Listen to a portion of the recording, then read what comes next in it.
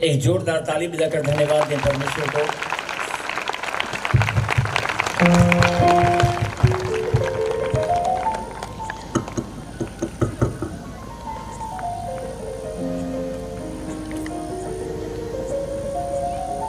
सब लोग तैयार हैं प्रभु के वचन को सुनने के लिए।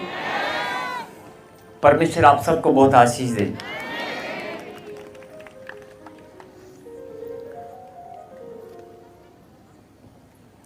प्रभु के वचन में जाने से पहले एक जरूरी बात, अभी हमने बाढ़ पीड़ित लोगों के लिए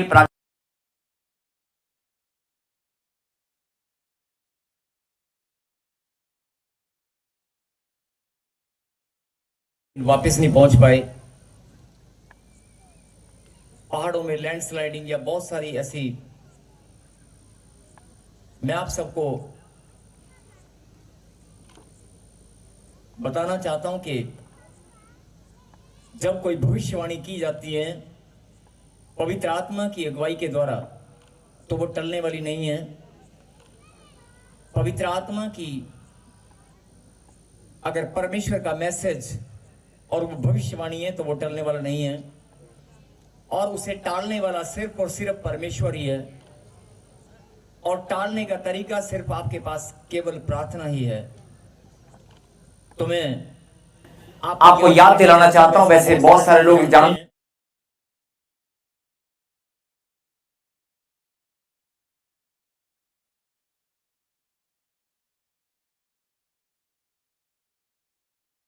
बहुत सारी आप प्रॉब्लम्स को देखोगे और ऐसी बाढ़ आएंगी कि आपने शायद ही पहले कभी नहीं देखी होगी 2025 में। और आप देख रहे हैं कि भविष्यवाणी पूरी हो चुकी है। बात भविष्यवाणी की नहीं है, कोई भी दास नहीं चाहता कि किसी का नुकसान हो। सब परमेश्वर के दास, बहुत सारे दास हैं देश विदेश की धरती पर जो दिन रात पवित्र आत्मा की अगुवाई के द्वारा भविष्यवाणी करते हैं। लेकिन भविष्यवाणी करना, अपने लोगों को जागरूक करना है, अपने लोगों को अवेयरनेस करना, परमेश्वर के कलाम के प्रति उन्हें जगाना है कि आप अपना मन फिराएं और फिर से परमेश्वर की शिक्षा पर अपने कदमों को आप चलाएं। जो दूरी आपकी परमेश्वर के साथ बनी है उसे आप नजदीकियों में बदल दें। ये परमेश्वर की इच्छा है। और आज का वचन भी परमेश्वर ने जो आपको दिया है, निकालें प्रभु के कलाम से।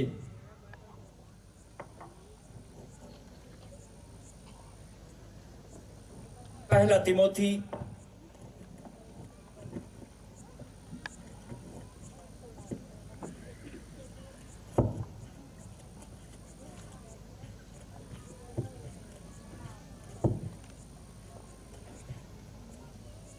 पढ़ेंगे 2:4।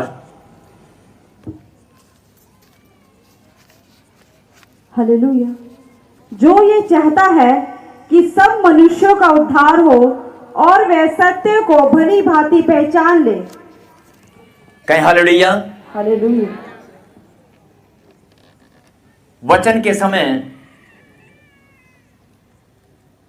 मैं आप सबसे विनती करता हूं, जो वॉलंटियर्स अगर खड़े हैं तो आप बैठ जाएं। अगर आप खड़े हैं तो आप बैठ जाएं। अगर कोई कहीं चल फिर रहे हैं, कोई कहीं जा रहा है, तो वो रुक जाए और प्रभु के वचन का ऑनर करें, सम्मान करें। शायद कुछ लोग पहली बार आए हैं, उन्हें नहीं पता होता। वचन के समय आप वचन को ऑनर दें, सम्मान दें। फिर से पढ़ें, पहला तिमोथी 2:4 में क्या लिखा है? जो यह चाहता है कि सब मनुष्यों का उद्धार हो, सब मनुष्यों का उद्धार हो और वे सत्य को भली भांति पहचान लें। और वे सत्य को भली भांति पहचान लें। कहें हालेलुया। हालेलुया। जो यह चाहता है, परमेश्वर चाहता है किसका उद्धार हो? सब मनुष्यों का। मेरे पीछे गए, किसका? सब मनुष्यों का। सब मनुष्यों का। अपने मुंह से बोले सब मनुष्यों का। सब मनुष्यों का। सब मनुष्यों का। सब मनुष्यों का। उद्धार हो। क्या आमीन? आमीन। ये परमेश्वर चाहता है कि हर एक मनुष्य, संपूर्ण मानव जाति का उद्धार हो। क्या हालेलुया? हालेलुया। और क्या लिखा? और वह सत्य को भली भांति पहचान ले। और सत्य को भली भांति पहचान लें कि कोई सच्चाई है, उस सत्य को आप पहचान लें। लेकिन पहचानने से पहले क्या लिखा? भली भांति। बोलो हालेलुया। हालेलुया।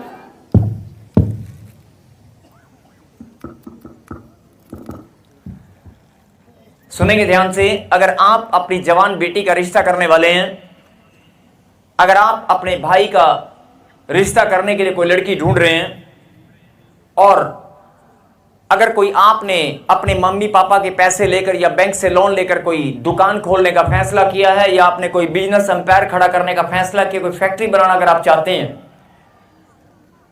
आप बड़ा बुद्धि रखते हैं, परमेश्वर का भय रखते हैं और परमेश्वर के वचन पर चलते भी हैं, लेकिन कहीं ना कहीं आप आत्मिकता में कमजोर हैं और शैतान आपके साथ छल कभी भी कर सकता है। और आपने देखा होगा कि जब आप कहीं रिश्ता करने जाते हैं, ध्यान से मेरी बात को सुनना, आपका बहन का रिश्ता है, आपकी बेटी का रिश्ता है, आपके भाई का रिश्ता है, आपके बच्चों का रिश्ता है, लेकिन जो बहरूपिया है, आपको लगेगा कि नहीं ये तो मेरी मासी है, ये तो मेरे अंकल हैं, ये तो हमारा इतना साल पुराना रिश्ता है और इतना ये लोग गलत नहीं हो सकते, और इस रिश्ते में ही रिश्तेदारी मैं कर देता हूं और अपनी बेटी को आप किसी और के हवाले कर देते हैं। छोटा सा उदाहरण है, या किसी की बेटी को आप अपने घर में ले आते हैं और जो लड़का आपने देखा या लड़की, दोनों का किसी भी तरह से शैतान जीवन नाश कर सकता है। और बहुत सारे लोग इस चीज का शिकार हैं कि रिश्तेदार ही आगे आते हैं और गवाही देते हैं कि मैं हूं ना, तू कर दे रिश्तेदारी। और आप क्या देखते हैं कि यार ये तो मेरी मासी है, ये तो मेरा मामा है, ये तो मेरा रिश्तेदार है, और इससे बेटर कौन हो सकता है जब मेरे रिश्तेदार ही रिश्ता कराने पर लगे हैं और ये तो बहुत अच्छे से जानते हैं, तो आप एक गुड फेथ ट्रांसफर होता है और आप रिश्ता कर देते हैं। और ये घर घर की कहानी है, हर परिवार की कहानी है। और ऐसे ही आप बिजनेस और कारोबार में आप अपना जमा पूंजी इन्वेस्ट कर देते हैं। बहुत सारे लोग आएंगे और कहेंगे इन्वेस्ट करो, यहां पर ये स्कीम है, ऐसे है, वैसे है, या यहां पर पैसे लगाओ, वहां पर लगाओ। ऐसे आपकी इन्वेस्टमेंट को खराब करने के लिए बहरूपिया रूप बदल कर आएगा। आपको तब समझ में नहीं आएगा, लेकिन जब सारा पैसा उड़ जाएगा, जब आपका लॉस होगा, तब आपको, जब आपके दिमाग को और दिल को चोट पहुंचेगी, तब आपको पता चलेगा कि ओह माय गॉड, ये मैंने क्या किया। और जब आपकी जवान बेटी घर में बैठ जाएगी, जब आपका बेटा या भाई अपने आप को कोसने लगेगा कि मेरा जीवन नर्क हो गया है, मैंने कभी सोचा नहीं था कि मैं कोर्ट में, कचहरी में डाइवोर्स के लिए डाइवोर्स के केस हम कोर्ट में लड़ेंगे। ये मैं क्यों बता रहा हूं? क्योंकि अगर उस इंसान का, जिसका आप पर भरोसा है, जिस इंसान का आप पर भरोसा है, वो इंसान आपको छल सकता है, लेकिन अगर आप वैसे देखोगे तो आपको छलने वाला नहीं है, आपका रिश्ता बहुत अच्छा है। और बाद में आप क्या बोलते हैं, मुझे क्या पता था, मेरी ही बहन, मेरी ही भाभी, मेरे ही अंकल, मेरा ही ये, वो रिश्ता कराएंगे और ऐसा होगा। आपने नहीं सोचा था, लेकिन अचानक से आप रिश्ता करते हैं और बाद में एक लॉस को आप सहन करते हैं। तो जब आप एक लॉस को सहन करते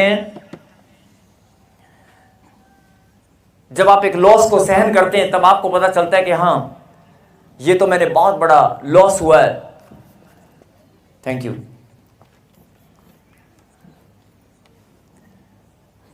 मेरे कहने का मतलब है कि उस रिश्ते को, जिसे आप जानते हैं, जिसे आप देखते आए हैं, शैतान उनके अंदर घुसकर आप पर हमला करता है और आपके जीवन को, आपके बच्चों को छल लेता है।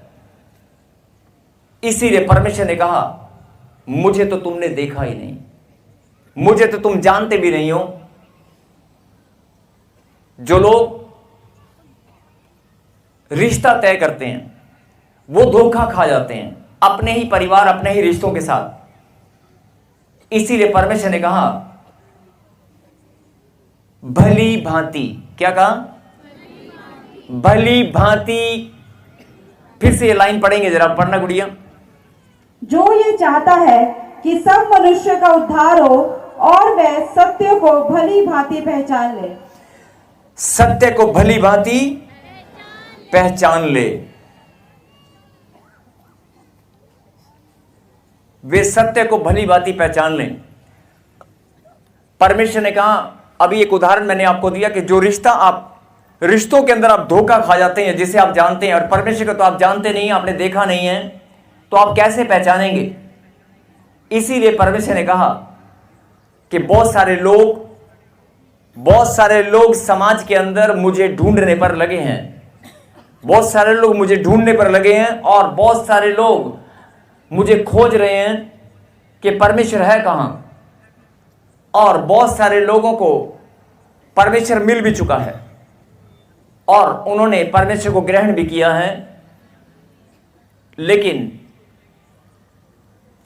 फिर भी वो धोखा खाते हैं, क्योंकि शैतान कभी भी नहीं चाहेगा कि आप परमेश्वर के नजदीक आए। शैतान कभी नहीं चाहेगा कि आप परमेश्वर के नजदीक आए। वो आपको हमेशा परमेश्वर से दूरियां बना के रखेगा। परमेश्वर तो मां के गर्भ से ही आपको चुनकर उसने अपने लिए, वो जानता है कि मेरी संतान है, उसने रचना आपकी की है। उसने तो मां के गर्भ से ही आपकी रचना की है। ढूंढना आपको है, खोए आप हैं। और बहुत सारे लोग जो परमेश्वर को खोजने पर लगे हैं, लंबे लंबे उपवास के द्वारा, बड़ी बड़ी भक्ति के द्वारा, बड़ी बड़ी सेवाओं के द्वारा लोग परमेश्वर को खोजने पर लगे हैं, लेकिन परमेश्वर उनको ये बताना चाहते हैं, खोजने की जरूरत नहीं है, केवल भली भांति पहचान ले कि परमेश्वर है कहां। सत्य को जान ले।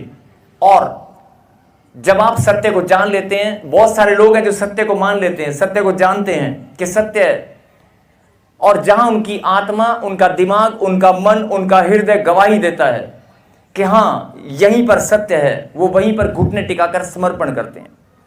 यही बात परमेश्वर भी चाहते हैं कि अगर तूने सच्चाई को जान लिया है, अगर तूने सच्चाई को जान लिया है और तेरी आत्मा, तेरा मन, तेरा हृदय, तेरी सोच और विचार इस बात की गवाही देते हैं कि तू सत्य को जान चुकी है, तो प्रभु ने लिखा भली भांति जान ले। भली भांति। अगर अभी भी तेरे को लगता है कि मैं गलत ट्रैक पर हूं, अभी भी लगता है कि नहीं सच्चा परमेश्वर मेरे पास, अभी कुछ डाउट है आपको, ध्यान से सुने। अगर आपको डाउट है कि नहीं सच्चा परमेश्वर यहां नहीं कहीं और है, वहां नहीं कहीं और है, वहां नहीं कहीं और है, लेकिन अगर आप इस समय आपकी आत्मा अगर आपको गवाही दे, ध्यान से सुनना, इस समय अगर आपकी आत्मा आपको गवाही दे कि नहीं मुझे कहीं जाने की जरूरत नहीं है, मेरे पास सच्चा परमेश्वर है, क्या आपकी आत्मा आपको गवाही देती है? बहुत कम लोग बोल रहे हैं। मैंने कहा ना कि बहुत सारे लोग परमेश्वर को खोजने पर लगे हैं,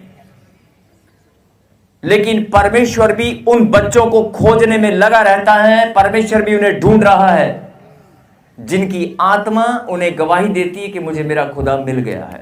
हालेलुया! ऐसे बच्चों को परमेश्वर खोजता है। और अब आप कहेंगे परमेश्वर कैसे खोजता है?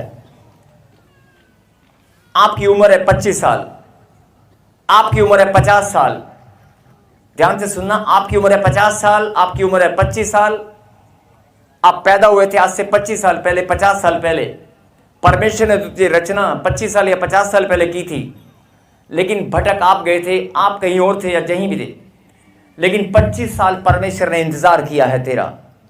50 साल परमेश्वर ने इंतजार किया है तेरा, कब तू मेरे नाम को जानेगी, पहचानेगी और समर्पण करेगी, कब तू अपना प्रेम मुझे दिखाएगी। 50 साल परमेश्वर ने इंतजार किया है तुम्हारा। आज लोग बोलते हैं हम 4 साल से परमेश्वर में हैं, आज लोग बोलते हैं मुझे 5 साल हो गए प्रभु में आए हुए। 55 साल की उम्र है तेरी, अगर 55 साल की उम्र है तेरी, 45 साल की उम्र है तेरी, और तू बोलता है 5 साल पहले मैं प्रभु में आया था लेकिन मुझे आशीष नहीं मिली, तो प्रभु भी तुझे बोल रहा है 45 साल से तुझे ढूंढ रहा था और 45 साल मैंने वेट किया है तेरी। 5 साल तू बोल रहा है, 40 साल मैंने भी तेरी वेट किया है, तू कब तक मेरे नाम को पुकारेगा। 40 साल मैंने भी तेरा इंतजार किया है कि कब तेरा दिमाग सही होगा और कब तू मेरी बात को सुनेगा और समझेगा। कब तू सच्चाई को जानेगा? आज भी परमेश्वर बोल रहा है, भले ही तेरी आत्मा मान चुकी है, भले ही तूने समर्पण कर दिया है, फिर भी पवित्र आत्मा ने मैसेज भेजा है आपको वचन के द्वारा, भली भांति जान ले, भली भांति पहचान ले। बोल हालेलुया। क्या आपको ये बात समझ में आ गई है? एक और तरीके से बता रहा हूं कि अगर आप 50 साल की उम्र में या 40 साल की उम्र में हैं और आपका बेटा 15 साल का है,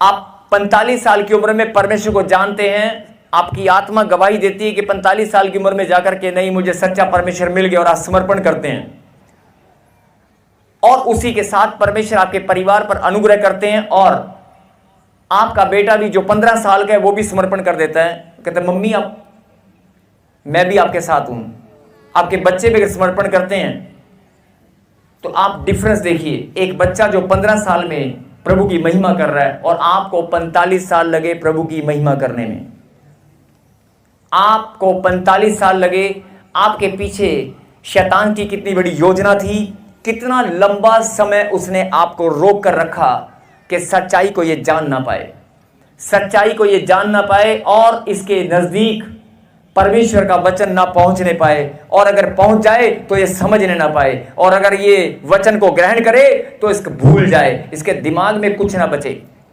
आप मेरी बात समझ रहे हैं?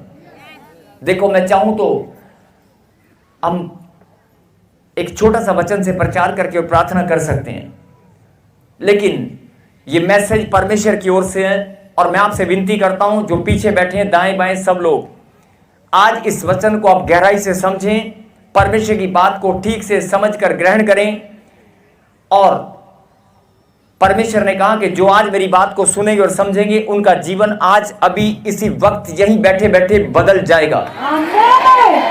100% यहीं पर बदलेगा। मैं फिर बोल रहा हूं, प्रभु ने कहा कि मैं चाहता हूं कि सब मनुष्यों का उद्धार हो, एक भी छूटने न पाए। सब मनुष्यों का उद्धार हो, एक भी छूटने ना पाए।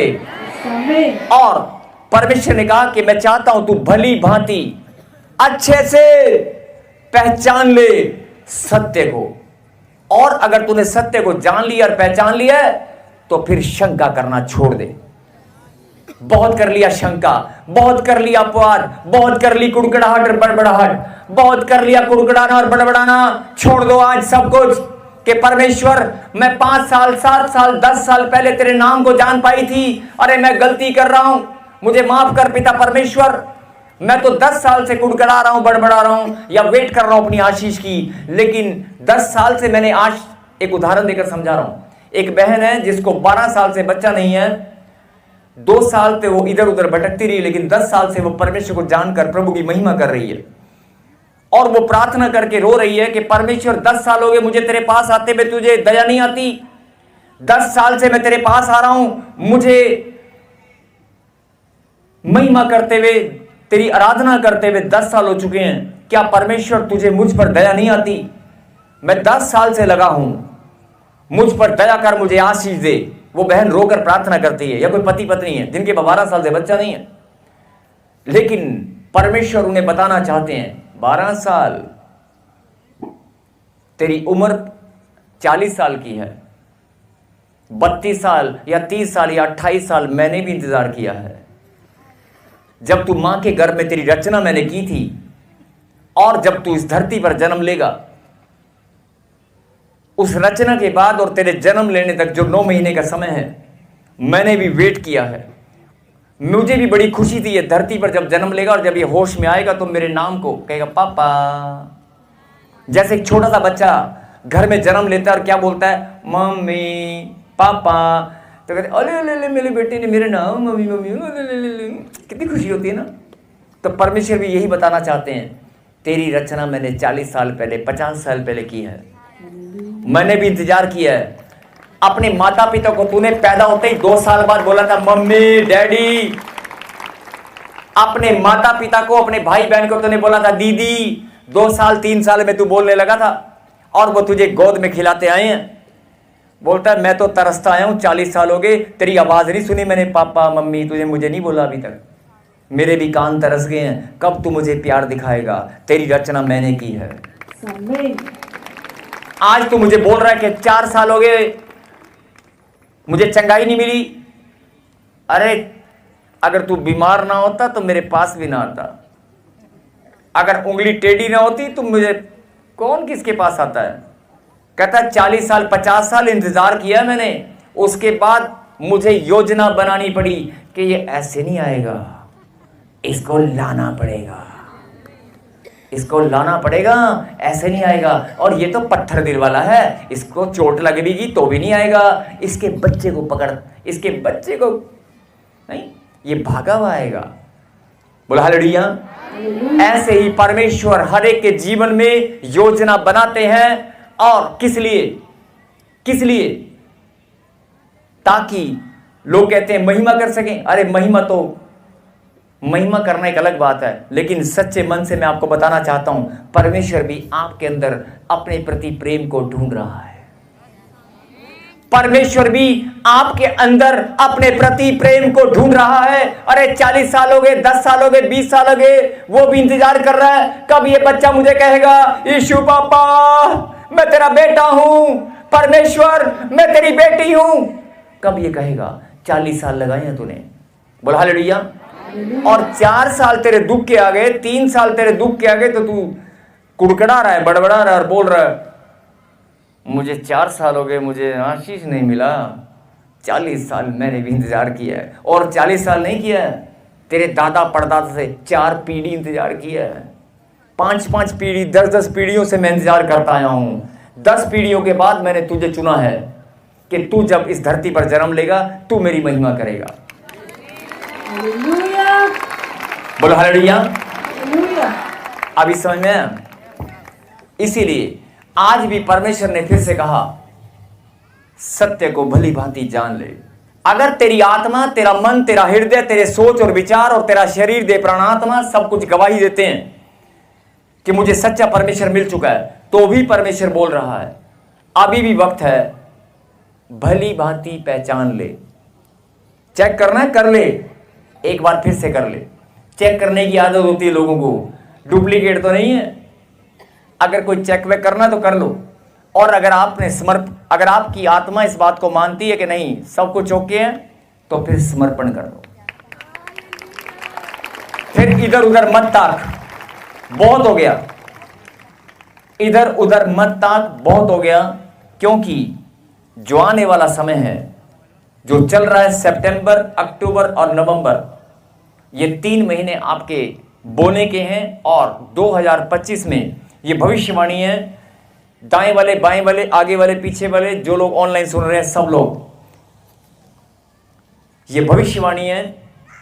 जैसे प्रभु के दास ने भविष्यवाणी किया था कि बाढ़ पर बाढ़ और बहुत सारी आपदाओं को आप देखेंगे और 2025 में देखेंगे, ऐसे ये भी भविष्यवाणी है कि जो काम आपके नहीं बने, अगर आपका समर्पण सच्चा है, अगर आप खुदा के कलाम पर चलने वाले उसके बच्चे हैं, इसी वर्ष में चाहे 15 साल 20 साल से काम लटक रहा हो, चाहे कोई भी भयंकर समस्या हो, किसी ने जवाब दे दिया हो, आपका दिमाग अगर बंद भी हो गया हो ना कि नहीं मेरा काम कभी नहीं हो सकता, तेरा ही काम सबसे पहले होगा। इसी वर्ष में होगा, 2026 में नहीं होगा। पिता ऑलमाइटी गॉड, पिता पुत्र पवित्र आत्मा के नाम से मैं भविष्यवाणी करता हूं, मेरे खुदा ये भविष्यवाणी ये बच्चे अगर रिसीव करें तो सच में पिता परमेश्वर के जीवन में हर एक वो आश्चर्यक्रम हो जो आपने स्वर्ग से इनके लिए ठहरा दिया है। बोलो आमीन। पिता पुत्र पवित्र आत्मा के नाम से भविष्यवाणी है, जो काम आपके आज तक नहीं हुए वो सब, जो ब्लेसिंग रुकी हुई है, जो बढ़ोतरी, जो कामयाबी आज तक नहीं हुई, जो बच्चा, मकान, संतान जो भी आज तक नहीं मिला, सबकी लाइन लगाकर परमेश्वर देने वाला है। 2025 में ही मिलने वाला है। और ये समय है बोने का, ये समय है बोने का। किसी का 1 महीना, किसी के 2 महीने, किसी के 3 महीने। ध्यान से सुनना, कई लोग बोलते हैं बोने का समय। यस, अगर किसान की फसल का जैसे बोने का टाइम होता है, फिर सिंचाई का टाइम होता है, रखवाली का टाइम होता है, केयर टेक करने का टाइम होता है, फिर काटने का टाइम होता है, ऐसे प्रभु ने कहा चाहे तू 4 साल 3 साल 2 साल 2 महीने 3 महीने कितने भी लंबे समय से अगर तुम बोते आए हो, रखवाली करते हो, लेकिन 3 महीने का समय अभी बाकी है आपके पास। अगर आप बोने में कोई चूक हो गई है, आपके बोने में कोई चूक हो चुकी है, तो आप बो सकते हैं तन मन धन से, सोच से, विचारों से, मतलब आपकी सोच विचार में अगर कोई नेगेटिविटी थी तो उसे चेंज करें। अगर आप कोई गलती कर रहे थे, कोई शंका कर रहे थे तो शंका को दूर करें। आप बो सकते हैं अपनी भावनाओं को, अपने प्रेम को, जो आज तक आपने नहीं बोया, अपने प्रेम को नहीं बोया है। आप धन बोते हैं और इच्छा को बोते हैं, प्रभु मुझे देना, आप इच्छा बोते हैं, आपने अपना प्रेम नहीं बोया। अगर बोया है तो उसमें कहीं ना कहीं खोट है। आप अपना प्रेम अपने समर्पण के साथ बोकर देखें, आप ही का मस्तक ऊंचा होने वाला है। क्योंकि परमेश्वर ने आपको लाखों की भीड़ में से चुना है। हिंदुस्तान के कोने कोने से परमेश्वर आपको ऐसे लेकर नहीं आए हैं। और मैं ऐसे नहीं बोल रहा हूं यहां पर खड़ा होके, हिंदुस्तान के कोने कोने से, देश विदेश की धरती से लोग यहां पर ऐसे नहीं जुड़े हैं। इतनी बड़ी भीड़, इतने सारे लोग यहां पर ऐसे नहीं आए हैं। ये सब परमेश्वर की योजना का हिस्सा है। और मैं एक कड़वी बात बोलना चाहता हूं, कोई आपको फोन करके बुलाने नहीं गया, किसी ने आपको चिट्ठी या संदेश नहीं डाला है, ईमेल नहीं किया है, मैसेज नहीं किया है। आपके कदम अपने आप निकल कर आए हैं, वो अपने आप नहीं आए हैं। It's a master plan of God, it's a master plan of God. ये परमेश्वर की महान योजना है। वो आपको अपने पास बुलाकर आपके जीवन को बदलकर आपको खुशी और आनंद से भरना चाहता है। लेकिन जब कोई खुशी और आनंद नहीं आता, जब कोई काम नहीं बनता, तो इंसान की फितरत है, कहता है मेरा प्रभु, ये रोने लग जाता है। रोना नहीं है, रोना नहीं है, कमजोर नहीं बनना है। अगर शंका है तो फिर से कहा, सत्य को भली भांति जान ले। 40 साल हो गए, 10 साल हो गए, 3 साल हो गए, 2 साल हो गए, अगर कोई डाउट है तो अभी भी क्लियर कर ले। सच्चा परमेश्वर कौन और कहां है, जांच ले और परख ले। अगर तेरी आत्मा गवाही देती है कि नहीं वो यहां पर मौजूद है, तो फिर हाथ पकड़ के गवाही दो। हाथ पकड़ो एक दूसरे का और बोलो, वो मौजूद है यहाँ, वो मौजूद है यहाँ, वो मौजूद है यहाँ, वो मौजूद है यहाँ।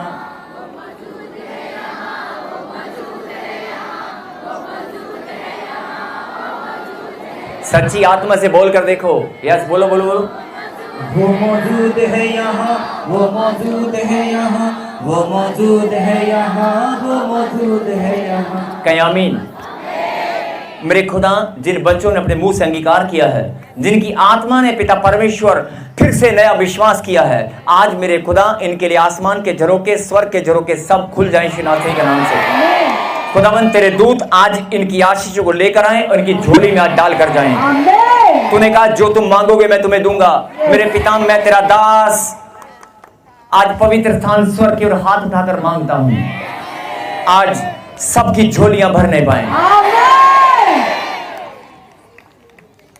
जो मुस्कुराकर धन्यवाद कर रहे हैं तालियों के साथ, उनके साथ मिरेकल होने वाला है।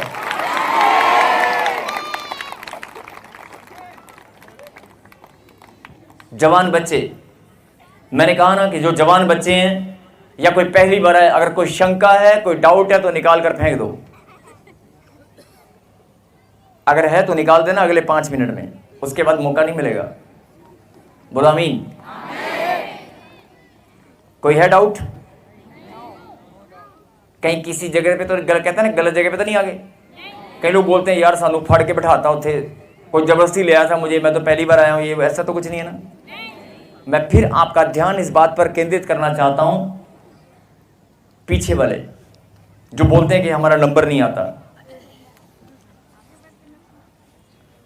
बहुत सारे लोग जो पीछे बैठते हैं दाएं बैठ के, हमारा नंबर नहीं आता। मैं आपको बताना चाहता हूं कि परमेश्वर की दृष्टि निरंतर मनुष्य पर लगी रहती है। तू जहां भी बैठा है, जिस हाल में बैठा है, जिन कपड़ों में बैठा है, जैसे ही बैठा है ना, तेरा नंबर आज ही लगेगा, है ना। तेरा नाम अक्षय है, सोनू है, मीना है, टीना है, जो भी है, सबका नंबर लगने वाला है। और अगर नहीं यकीन है, नंबर उनका नहीं लगता जो दुविधा में होते हैं, करते हैं, जो सीना फुलाकर बोलते हैं ना, यस मेरा खुदा मेरे साथ है, वो मुझे प्यार करता है, उसने मेरे लिए दिन निर्धारित किया है। मेरी ब्लेसिंग का दिन मेरा खुदा मेरे जीवन में फिक्स कर चुका है, वो दिन आने वाला है। बोलो आमीन। और जब आप ऐसे प्रार्थना करेंगे, बस ऐसे बच्चों को परमेश्वर खोजता है। अभी आप बोल रहे थे कि हम परमेश्वर को खोजने पर लगे हैं 10 साल 20 साल। वॉलंटियर्स प्लीज बैठ जाएं। अभी आप बोल रहे हैं कि मैं 10 साल से 15 साल से, बहुत सारे तपस्या करते हैं, बहुत सारे लोग इधर उधर भटकते हैं, बहुत सारे लोग ज्ञान के पीछे भागते हैं या परमेश्वर को ढूंढते हैं। मैं सिर्फ आपको यही संदेश देना चाहता हूं, बेशक कोई कैसे भी ढूंढ रहा है, लेकिन परमेश्वर भी आपको ढूंढ रहा है। अगर आप परमेश्वर की शिक्षा को जान चुके हैं, उसकी बात को समझ चुके हैं, तो परमेश्वर भी आपको ढूंढ रहा है कि मेरे बेटे मैं तुझे गले लगाना चाहता हूं। बोला आमीन।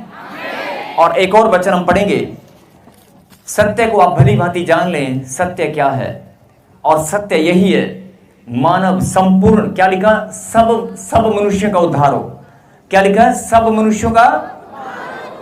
और सब मनुष्यों के उद्धार के लिए परमेश्वर ने अपने आप को क्रूस पर बलिदान दिया और तीसरे दिन वो जी उठा। मौत को उसने पांव के नीचे कुचल दिया है। मौत हार चुकी है। क्या आमीन? और सुने ध्यान से, अगर मौत हार चुकी है तो HIV, टाइफाइड, काला पीलिया, बीमारी, कर्जा, लड़ाई झगड़ा, नशा, ये सब क्या चीज है? ये सब भी हार चुका है। आप समस्याओं को बड़ा बोलते हैं कि समस्या वो मेरे घर में प्रॉपर्टी, मेरे घर में ना ये मेरी ना डॉक्टर ने ये डॉक्टर ओ बड़ी समस्या। अरे मौत से बड़ा तो नहीं है। मौत को परमेश्वर ने पांव के नीचे कुचल दिया, तो तेरे घर में जो बीमारी है, समस्या, वो क्या चीज है? वो भी खत्म। अगर आपको ये बात समझ में आ गई है तो फिर आप धन्यवाद करें उसके बलिदान के लिए, ताली बजाकर। और एक और वचन को हम सुनेंगे और प्रार्थना में चलेंगे।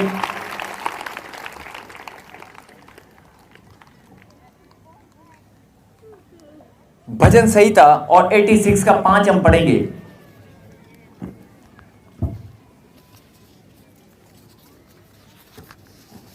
क्योंकि हे प्रभु, तू भला और क्षमा करने वाला है, और जितने तुझे पुकारते हैं उन सबों के लिए तू अति करुणामय है।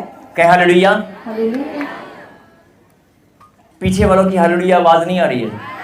हालेलुया। क्योंकि हे प्रभु, तू भला और क्षमा करने वाला है। मेरे पीछे गए, हे प्रभु, तू भला और क्षमा करने वाला है। स्क्रीन बड़ा कर बेटे। और जितने तुझे पुकारते हैं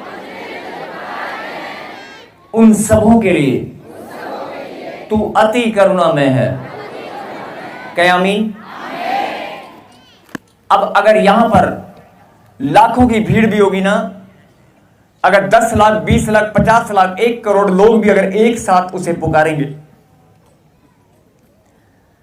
आप सब जानते हैं कि वचन टलने वाला नहीं है, वचन पूरा होकर रहेगा। बोलो आमीन। जितने उसे पुकारते हैं उन सब के लिए वो अति करुणामय है। बोलो आमीन। अब ये करुणामय की बात मैं क्यों बता रहा हूं कि उन सबों के लिए मतलब आपको लग रहा होगा कि 10 लाख लोग एक साथ परमेश्वर को पुकारेंगे, परमेश्वर मेरी विनती और प्रार्थना को सुन ले, तो हो सकता है वो 10-20 लोगों को भूल जाएगा। 10 लाख में 10 लोग नहीं, एक को भी भूलने वाला नहीं है। बोलो आमीन। आप सब जानते हैं क्या लिखा? सबों पर, उन सबों के लिए अति करुणामय है। करुणामय और आगे क्या लिखा? अति। अति का मतलब अनलिमिटेड, कोई सीमा नहीं है। उसकी करुणा करने की कोई सीमा नहीं है, उसके प्रेम करने की कोई सीमा नहीं है, और उसकी दया करने की कोई सीमा नहीं है। अनलिमिटेड। बोला हालेलुया। अब ये बात मैं आपको क्यों बता रहा हूं कि जो लोग बोलते हैं कि परमेश्वर का क्रोध भड़क गया है, ये विपत्तियां आ रही हैं, इंसान ने परमेश्वर से दूरियां बनाई हैं और बहुत सारे पाप और गलत काम किए हैं, जिसके कारण परमेश्वर का क्रोध भड़क उठा है। यस, ये सही है। हो सकता है परमेश्वर का क्रोध भड़क गया हो सकता है परमेश्वर का क्रोध भड़क गया और विपत्तियां हमें झेलनी पड़ रही हैं आपके जीवन में। मैं प्राकृतिक आपदाओं की तो बात कर ही रहा हूं, लेकिन साथ साथ जो आपके जीवन में जो विपत्तियां हैं, आपके रिश्ते खराब हो गए, आपका मकान नहीं बन पा रहा, आपका धन कोई लूट कर ले गया है, आपको किसी ने ठगी कर ली है, आपके घर में नशा है, आपके बच्चे कामयाब नहीं हो पा रहे, कोई कमी नहीं है, सिर्फ नौकरी नहीं मिल पा रही है, आप परेशान हैं, आपके बच्चे कामयाब नहीं हो पा रहे हैं और आपके घर में पैसे की बरकत नहीं है। अगर आपके घर में छोटी छोटी बातों को लेकर लड़ाई और झगड़ा है और शांति और आनंद बिल्कुल नहीं है, तो क्या आप एक जंग नहीं लड़ रहे हैं? क्या आपके घर में युद्ध नहीं चल रहा है? यही बात परमेश्वर समझाना चाहते हैं कि अगर प्राकृतिक आपदा आएगी या कोई बड़ी विपत्ति आएगी, लेकिन जो तेरे घर में विपत्ति चल रही है, तेरे घर में जो समस्या चल रही है, उस पर ध्यान दे। मैं तुझे बताना चाहता हूं कि मैं सबों के लिए, किसी एक के लिए नहीं, सब के लिए अति करुणामय हूं। अति करुणामय मतलब अनलिमिटेड। मेरी करुणा कोई सीमा नहीं है, मेरी दया की कोई सीमा नहीं है। लेकिन आप बोलते हैं कि मेरे घर में प्रॉब्लम है, इसका मतलब आपके ऊपर प्रभु की दया नहीं। यह बड़ा गंभीर विषय है सोचने का। इसका मतलब कोई ना कोई कमी आपके अंदर है, या कोई ना कोई कुछ तो गलती है। अब एक लास्ट बात पर जरा ध्यान दें, जो परमेश्वर आपको समझाना चाहते हैं। अभी तक मैंने बताया ना कि आप अपनी ब्लेसिंग को ढूंढ रहे हैं, अपनी चंगाई को ढूंढ रहे हैं, अपनी बढ़ोतरी को, नौकरी को, बरकत को ढूंढ रहे हैं। जिस दिन आपने परमेश्वर के प्रेम को खोजना शुरू कर दिया और अपना प्यार परमेश्वर को दिखाना शुरू कर दिया, उसी दिन तुम्हारे घर में बरकत भी आएगी, शांति भी आएगी, आनंद भी आएगा, चंगाई भी आएगी। अभी आप उलझनों में फंसे, आप विपत्ति, मेरे घर में ये विपत्ति, मेरी बेटी का ये नहीं हुआ, मेरे घर में ये नहीं हुआ, मेरा वो नहीं हुआ। जिस दिन आपको वचन पर भरोसा हो गया, अरे मैं कहां भटक रहा हूं, मेरा खुदा तो अति करुणामय है, वो तो अनलिमिटेड दया करने वाला परमेश्वर है, वो तो अपरंपार दया करने वाला परमेश्वर है। उसकी दया तो मुझ पर, मेरे घराने पर, मेरे बच्चों पर हो चुकी है। जब आप ऐसे प्रार्थना करेंगे, शंका नहीं करें। होता क्या, आप प्रार्थना भी करते हैं, भेंट और दशमांश भी बोलते हैं, बाइबल भी पढ़ते हैं, लेकिन साथ साथ नेगेटिविटी आपके अंदर चलती रहती है, शंकाएं आपके अंदर घूमती रहती हैं। यही सबसे बड़ा कारण है जिसकी वजह से शैतान आपकी ब्लेसिंग को रोक लेता है। आज परमेश्वर यही आपको बताना चाहते हैं, अगर तुझे कोई डाउट है तो भली भांति जान ले सच्चाई कहां पर है, और अगर जान चुका है तो फिर समर्पण कर। अगर जान चुका है कि सच्चा परमेश्वर यीशु मसीह है और वो तेरी जिंदगी को बदलने के लिए ऐसे एक सेकंड भी लगने वाला नहीं है, सामर्थी परमेश्वर है। एक हालेलुया आपके मुंह से निकलेगी और जिंदगी बदल जाएगी। आप बोल रहे हैं 4 साल, 5 साल, 10 साल, लेकिन मैं आपको बताना चाहता हूं, एक हालेलुया आपके मुंह से निकलेगी और जिंदगी बदल जाएगी। एक ताली खुदावन की महिमा के लिए बजेगी और आपकी ब्लेसिंग आसमान के झरोकों को चीरती भी नीचे उतर आएगी। सिर्फ इतना समय लगता है परमेश्वर को देने में। और आप बोल रहे हैं कि 4 साल, 3 साल, 2 साल, 5 साल, ये बोलना और चिल्लाना बंद करें।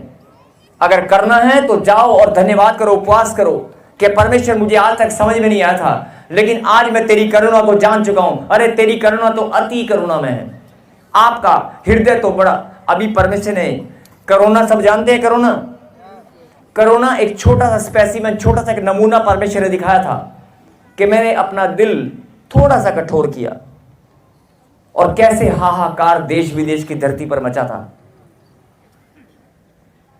अभी मैंने अपने दिल को, दरवाजे को खोल रखा है। अभी मैंने अपने दिल के दरवाजे को खोल रखा है और 2025 साल से मैं यही लगातार अपना संदेश लोगों के पास पहुंचाने पर लगा हुआ हूं, अपने सुसमाचार प्रचारकों के द्वारा, इवेंजलिस्ट के द्वारा, अपने दासों के द्वारा। अरे सुन ले मेरी बेटी, सुन ले मेरे बेटे, तेरे उद्धार के लिए, तेरी भलाई के लिए, तेरी बढ़ोतरी के लिए, तेरे घर में बरकत और शांति के लिए मैंने अपना बलिदान दिया है। मैंने अपना बलिदान तेरे और तेरे आने वाली पीढ़ियों के लिए दिया है।